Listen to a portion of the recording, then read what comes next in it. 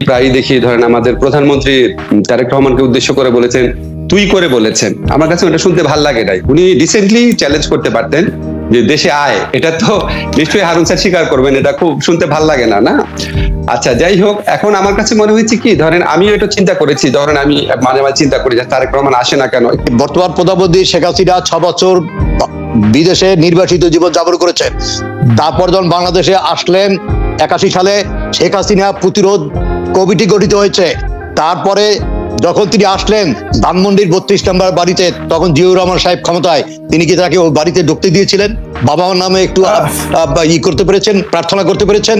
তা পর্যন্ত পারেন নাই, এলাউ করেন নাই। কাজেই আমরা আমার সাজেশন হলো এই, বিএনপি যদি গণতান্ত্রিক একটি দল হয়, গণতন্ত্র যদি চর্চা করতে চায়, তাহলে জনগণের কাছে বারবার তাকে ফিরে যেতে হবে। কোন বিদেশি লবিস্ট করে বিদেশি উপর নির্ভর করে যাবে না। স্যার আপনি খেয়াল করেন স্যার, বিএনপি কিন্তু সবচেয়ে বেশি জনগণের কাছে ফিরতে চায়। বিএনপির কিন্তু আর কোনো দাবি নাই। বিএনপি একটা লেভেল প্লেইং ফিল্ড চায়, যেখানে একটা নির্বাচন হবে, সেরকম একটা নির্বাচন চায়। 2018 অভিজ্ঞতা থেকে তারা জানে, স্যার আপনিও জানেন, আমিও জানি 2018 সালের নির্বাচন ভালো হয় নাই, তারা একটা ভালো নির্বাচন চায়। কিন্তু এটার মূলে তত্ত্বাবধায়ক সরকার ব্যবস্থাটাকে ধ্বংস করছে কে বলেন? আপনি যদি তত্ত্বাবধায়ক সরকার চাচ্ছেন, তো এই ব্যবস্থাটাকে ধ্বংস কে করেছে বলুন? এই তত্ত্বাবধায়ক সরকার ব্যবস্থাকে ধ্বংস করেছে বিএনপি এবং জামাত 2004 সালে, যখন তারা 14th সংশোধনী করেছে। হ্যাঁ, এবং কে এম হাসান হলো ইন্টারন্যাশনাল অ্যাফেয়ার্স সেক্রেটারি বিএনপির, তিনি যেন লাস্ট রিটায়ার্ড মানে চিফ জাস্টিস হন, তারপর তত্ত্বাবধায়ক সরকার প্রধান হন। হাউ ডাজ ইট সাউন্ড যে আওয়ামী লীগের সভাপতি সরকার কথা থাকবেন, সেটা কেমন লাগে স্যার? আমি আসতেছি। তারপর যেটা হলো, এক পর্যায়ে ইয়াজউদ্দিন সাহেব তত্ত্বাবধায়ক সরকারের 5টা দাবি এক্সস্ট করে তিনি রাষ্ট্রপতি বিজেপির তত্ত্বাবধায়ক সরকার প্রধান হয়েছেন। এই ব্যাকগ্রাউন্ড গুলা কি ভুলে যাবেন? তারপর যদি এগুলো ভুলে যান আর যদি বলেন তারেক রহমান আসলে হত্যা করবে, আরে করবে, আর শেখ হাসিনাকে তো করতে গিয়েছিলেনই, কাজে পার্থক্যটা তো স্পষ্ট। তো স্যার, কাজে বাংলাদেশের পলিটিক্সকে এক লাইন স্যার, আপনার কাছে কি এখনো মনে হয় বাংলাদেশে এখন পর্যন্ত যত নির্বাচন কমিশন আসছে, সেই নির্বাচন কমিশনের মধ্যে বর্তমান নির্বাচন কমিশন সেরা? এটা স্যার আপনি আমার এখনো তাই। আমি আরেকটা কথা যেটা বলি, যে তত্ত্বাবধায়ক সরকার ব্যবস্থা পৃথিবীতে কতটা দেশে আছে? পাকিস্তানে যেটা আছে, একজন রাজনৈতিক দলের নেতা, তিনি রাজনৈতিক দল থেকে পদত্যাগ করে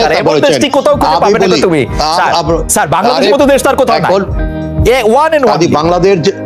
আজকে যেটা আপনি মনে রাখেন মহিউদ্দিন, বাংলাদেশের রাজনীতি যদি সাংঘর্ষিক না হতো, বাংলাদেশের রাজনীতি যদি দুটা শিবিরে বিভক্ত না হতো, বাংলাদেশের রাজনীতি যদি পারস্পরিক এনিহিলেশনের রাজনীতি না হতো, তার বাংলাদেশের গণতান্ত্রিক ব্যবস্থা গড়ে উঠতো।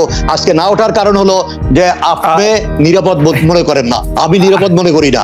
নিরাপদ স্যার আপনি নিরাপদ মনে করেন না, সেটি ঠিক আছে। এখন জনাব তারেক রহমান যদি এই দেশে আসতে নিরাপদ না মনে করেন, সেটি আপনার চোখে অন্যায়। তো স্যার একটু ডাবল স্ট্যান্ডার্ড হলো স্যার, আমরা এটা নিয়ে আবার শুনবো স্যার। না, আমি বলছি যে তারেক রহমান আজকে নিরাপদ মনে না করার কারণ হলো তার কৃতকর্ম। 2004 সালে যে ঘটনা সংঘটিত হয়েছে, তার দায়িত্ব কি এড়াতে পারবে? বর্তমানে যে দল ক্ষমতায় আছে, সেই দলের সাধারণ সম্পাদক এই কয়েকদিন আগে স্পষ্ট বলেছেন, এবার যদি আওয়ামী লীগ ক্ষমতা না আসে তবে তার অস্তিত্ব সংকট দেখা দিবে। আমাদের প্রশ্ন, আওয়ামী লীগ 21 বছর ক্ষমতার বাইরে ছিল, তবু তার অস্তিত্ব সংকট হয় নাই। ক্ষমতায় থাকার পরে 15 বছর পরে তার অস্তিত্ব সংকট কেন হলো, সে বিষয়ে নিশ্চয়ই আপনি আলোকপাত করবেন। আমি একটু প্রফেসর আসিফ নজরুলের কাছে যেতে চাই।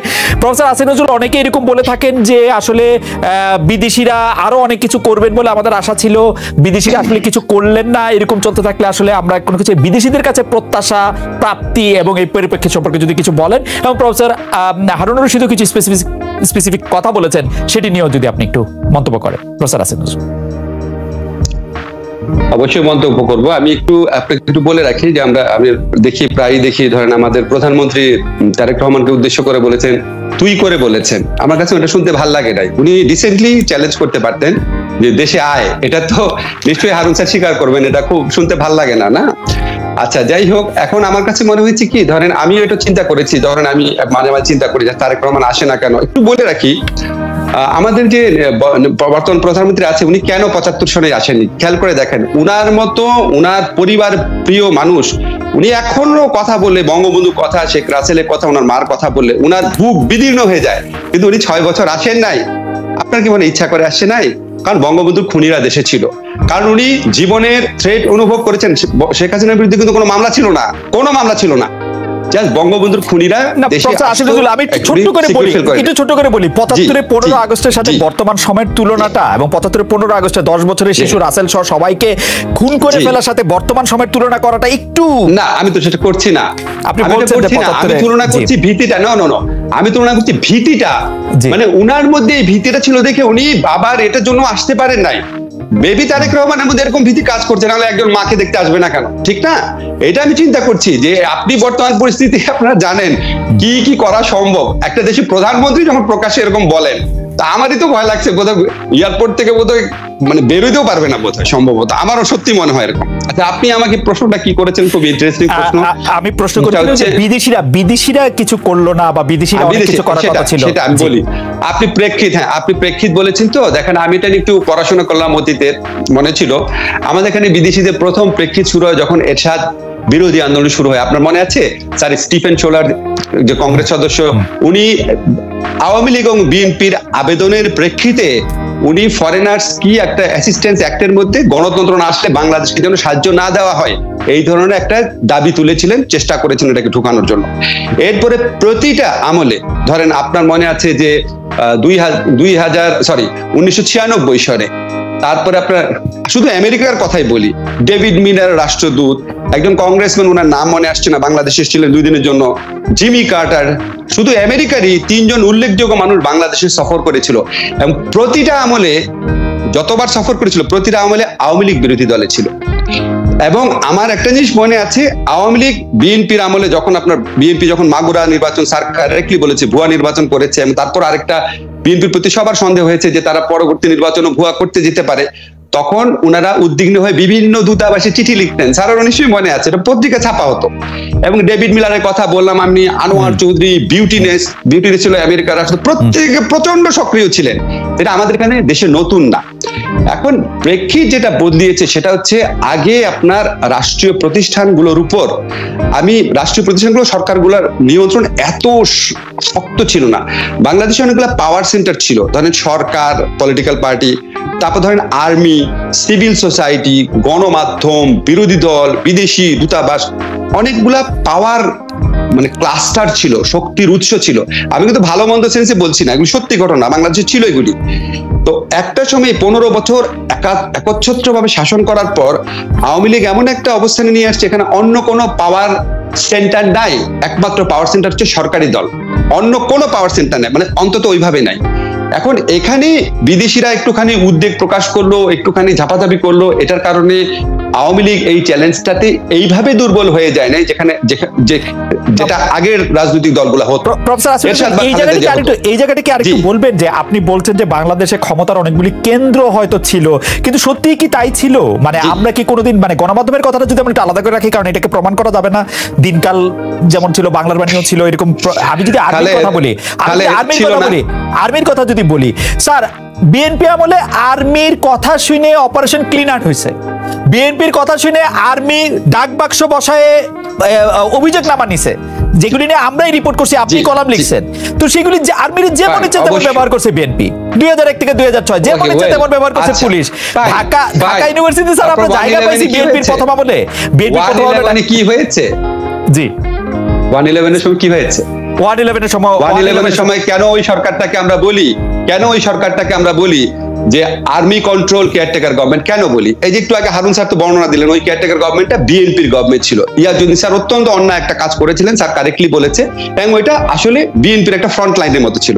তো তখন আর্মি ইন্টারভিউ করে নাই 111-এ, আপনার মনে নাই? মইনুল আহমেদ নিজে পার্সোনালি ঢুকেছিল যে বঙ্গভবনের ভেতরে। আমি আপনাকে ইতিহাসটা বলছি, আমি এই আমলে কথা বলছি না, আমি ভালো মন্দ বলছি না, কিন্তু আমি বলছি বাংলাদেশের ইতিহাস হচ্ছে অনেকগুলা পাওয়ার স্ট্রাকচার আছে, সিভিল সোসাইটি, গণমাধ্যম একসাথে, আর্মি একসাথে ছিল, সরকারি দল একসাথে, বিরোধী দল একসাথে, এই 4টা অন্তত পাওয়ার স্ট্রাকচার ছিল, এবং বিদেশি মিশন, বিদেশি শক্তিগুলা 5টা স্ট্রাকচার ছিল। এখন 2টা স্ট্রাকচার আছে, একটা স্ট্রাকচার আসলে সরকারি দল, বাকিগুলা এত দুর্বল অথবা এত বশীভূত অথবা এত নিয়ন্ত্রিত হয়েছে, ভালো মন্দ বলছি না, হয়েছে, নিয়ন্ত্রিত হয়েছে, যে কোনো ভাবে হোক তারা শক্তি খর্ব হয়েছে। এখন সরকারের একাধিপত্য এমন পর্যায়ে চলে গেছে, এখন আমেরিকার একটু হুমকিতে সরকার গা করছে না, আর স্টেকটা অনেক বেড়ে গেছে। এই যে দেখেন ওবায়দুল কাদের যখন নিজে বলে যে আওয়ামী লীগ ধ্বংস হয়ে যাবে, মানে তাদের স্টেকটা অনেক হাই। এই স্টেকটা অনেক হাই হওয়ার কারণে আমার ধারণা আওয়ামী লীগের মধ্যে এই চিন্তা কাজ করে যে মেরে ধরে খুন করে বিচার করে যা ইচ্ছা করে যেইভাবে হোক ক্ষমতায় থাকবে, এই ধরনের একটা। প্রফেসর আসিফ নজরুল, মানে এই বিষয়ে আমার শেষ প্রশ্ন, আজকে বোধহয় একটু বেশি প্রশ্ন করতেছি স্যার। আপনি যেটাকে একাধিপত্য বলতেছেন, এইটা কি এমন হইতে পারে না যে বিশ্ববিদ্যালয়ের শিক্ষকরা, যেমন প্রফেসর হারুন রশিদের মতো একজন রাষ্ট্রবিজ্ঞানী, তিনি সবসময় আওয়ামী লীগের সমর্থক বা আওয়ামী লীগের পক্ষে কথা বলে থাকেন, কিন্তু এত ভোকাল এবং উনার মতো আরো অনেকে ব্যবসায়ী নেতৃবৃন্দ, সাংবাদিক নেতৃবৃন্দ, তারা কি এটা চুজ করতে পারেন না যে না আমরা আসলে আওয়ামী লীগ সরকারকেই চাই, শেখ হাসিনা সরকার আমরা মুগ্ধ হয়ে আমরা এটা করতেছি? এটা কি হইতে পারে না যেটাকে আপনি একাধিপত্য বলতেছেন? অনেকে হইতে পারে না যে দেশের না হতে পারে, কারণ আমি বলি আপনাকে, হারুন স্যার যদি এটা চায়, এটা নিয়ে আমাদের সন্দেহ পোষণ করার কোনো কারণ নাই। উনি দীর্ঘদিন যাবত উনি সরাসরি যখন আওয়ামী লীগ বিরোধী দলে ছিল তখন উনি আওয়ামী লীগের পক্ষে ছিলেন। এই সমস্ত মানুষজনকে আমি রেসপেক্ট করি, মিজান স্যার, আরেফিন সিদ্দিকী স্যার, ওনারা ট্রু আওয়ামী লীগার। কিন্তু যখন একটা দল অনেক বছর ক্ষমতায় থাকে, আপনি শুধু ঢাকা বিশ্ববিদ্যালয়ে খেয়াল করেন, ঢাকা বিশ্ববিদ্যালয়ে বিএনপি যখন ক্ষমতা আসে তখন প্রথম শিক্ষক সমিতি ইলেকশন হারে, তারপর যতদিন যেতে থাকে তত জিততে থাকে। আর আওয়ামী লীগ আছে 15 বছর ক্ষমতা। এখন আওয়ামী লীগ থেকে শুধু ঢাকা বিশ্ববিদ্যালয়ে সবচেয়ে কম অভিজ্ঞ, সবচেয়ে অনভিজ্ঞ এবং সবচেয়ে অজনপ্রিয়, সবচেয়ে কম গ্ল্যামারাস একাডেমি ব্যাকগ্রাউন্ডের একজনকে দাঁড় করিয়ে দিলেও সে বিএনপির শ্রেষ্ঠ টিচারটাকে হারা আসবে। বিকজ 15 বছর যাবত যখন অ্যাকিউমুলেশন অফ আপনার ফেসিলিটিস হয়, সবাই এই বার্তাটা পায় যে এখানে না গেলে আমার ক্যারিয়ার শেষ। 15 বছর অনেক বড় সময়। বাংলাদেশে আপনি বলেন আওয়ামী লীগ বিএনপি 5 বছরের বেশি কোনো ক্ষমতায় ছিল না। এই যে হারুন স্যার বললো, বাংলাদেশে তো ট্রু দল হচ্ছে দুইটা, গণভিত্তিক দল দুইটা, বিএনপি এবং আওয়ামী লীগ। জাতীয় পার্টি তো একটা রিজিওনাল পার্টি ছিল। একটা ট্রু গণভিত্তির দল যখন 15 বছর ক্ষমতা থাকে, বাংলাদেশ ইতিহাসে তো 10 বছরই থাকে নাই, সেখানে 15 বছর। ফলে তার ক্ষমতা, তার সুবিধা বিতরণের ক্ষমতা, তার অনুগত শ্রেণী গঠন করার ক্ষমতা, স্ক্রুটিনাইজ করে লোক নিয়োগের করার ক্ষমতা অনেক বেড়ে যায়। আমার মনে হয় যে প্রফেসর আসিফ নজরুল খুবই চমৎকার ভাবে বিষয়টি তুলে ধরেছেন। আমি আমার পুরনো প্রশ্নে ফিরে যাই প্রফেসর হারুন রশিদ। সেই প্রশ্নটি হচ্ছে এরকম যে আওয়ামী লীগের সাধারণ সম্পাদককে যে 15 বছরের কথা বারবার আসিফ নজরুল বলছিলেন যে মানে ক্ষমতার মধ্যে থাকা, অনেক সংহত হওয়া, অথচ তার সাধারণ সম্পাদককে বলতে হচ্ছে এবার যদি আওয়ামী লীগ ক্ষমতা থেকে যায় তাই সে তার অস্তিত্বের সংকটে পড়বে। আওয়ামী লীগ 21 বছর ক্ষমতার বাইরে ছিল, অস্তিত্বের সংকটে পড়ে নাই। কি এমন করলো যে 15 বছরে ক্ষমতায় থেকে সে অস্তিত্বের সংকটে পড়তে হচ্ছে তাকে? আপনি যদি একটু বিশ্লেষণ করতেন প্রফেসর হারুন রশিদ। আপনাকে ধন্যবাদ। আপনার এই প্রশ্নের উত্তরে আসার আগে জাস্ট আমি সংক্ষিপ্ত আকারে আসিফ নজরুল সাহেব যেটা বললেন একটু কথা বলি। 15 বছর ধরে আওয়ামী লীগ ক্ষমতা আছে সত্যি, কিন্তু কিভাবে আছে? 2013, 14, 15 সালে বিএনপি 2013, 14, 15 সালে বিএনপি যা করেছে, আমি তো মনে করি 2014 সালে বিএনপি যদি নির্বাচনে আসতো, মোস্ট লাইকলি বিএনপি ক্ষমতা আসতে পারতো। আওয়ামী লীগ তখন খুব খারাপ অবস্থার মধ্যে ছিল, এবং সেটা না করে তারা যেটা করেছে এটা কি কাউন্টার প্রোডাক্টিভ হয় নাই? এবং আসিফ নজরুল মতো একজন শিক্ষক কি কখনো বলতে পারবে যে 2013, 14, 15 সালে যেভাবে অগ্নিসংযোগ করা হয়েছে, সন্ত্রাস করা হয়েছে, 500 জন নিরীহ মানুষকে মারা হয়েছে, স্কুল কলেজ শিক্ষা প্রতিষ্ঠান ধ্বংস হয়েছে, এটা কি কোনো গণতান্ত্রিক পার্টির আচরণ হতে পারে? আজকে বিএনপি কেন মার্জিনালাইজড হলো? একটা বড় দল হওয়া সত্ত্বেও কেন দাঁড়াতে পারছে না? কাজেই আওয়ামী লীগ 15 বছর ধরে যে ক্ষমতা আছে, কিভাবে আছে? জনগণের যদি সমর্থন না থাকে, অন্য সেকশন অফ পিপল যদি না থাকে, তা আওয়ামী লীগ কি থাকতে পারে ক্ষমতায়? 153টা সিট আনকন্টেস্টেড হলো, হুইচ ইজ ট্রু। তারপরও বিরোধী দল আন্দোলন করে এই সরকারের পতন ঘটাতে পারলো না কেন? তাহলে বিরোধী দলের মৌলিক সমস্যা কোথায়, সংকট কোথায়, সেটাকে অন্বেষণ না করে আমরা দেখছি অন্যদিকে অ্যাটেনশন দিচ্ছি। কাজে আমার মনে হয় যেটা হলো যে আজকে যদি বিরোধী দল জনগণের উপর নির্ভর করে রাজনীতি যদি চর্চা করত, জনগণের জীবনের যে সমস্যাগুলো আছে সেগুলোকে কেন্দ্র করে যদি করতো, তা না হলে শুধু ভোট কেন্দ্রিক করছে। মানুষের জীবনে শুধু ভোটের সমস্যা আর সমস্যা আছে না, সেগুলো নিয়ে কয়টা আন্দোলন করেছে, কয়টা অসহযোগ করেছে, কয়টা অবরোধ করেছে? একটাও করে নাই। কাজে বিএনপির ক্ষমতা কেন্দ্রিক যে রাজনীতি, এইটাই হলো গ্রসলি একটা মিস্টেকেন পলিসি। এখন আমি আসি